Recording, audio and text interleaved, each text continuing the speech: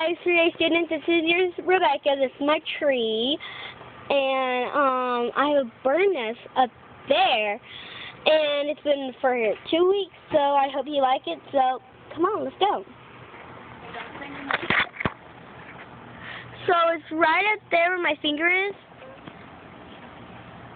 right up there, and let me get a better view.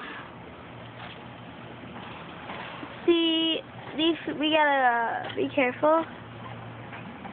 So, I think there's eggs in there, and, it's really important that we keep it, like Miss Shooter said, I think.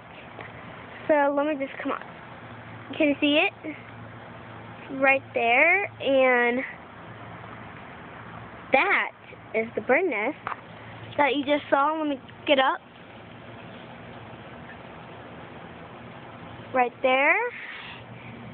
And bye, guys.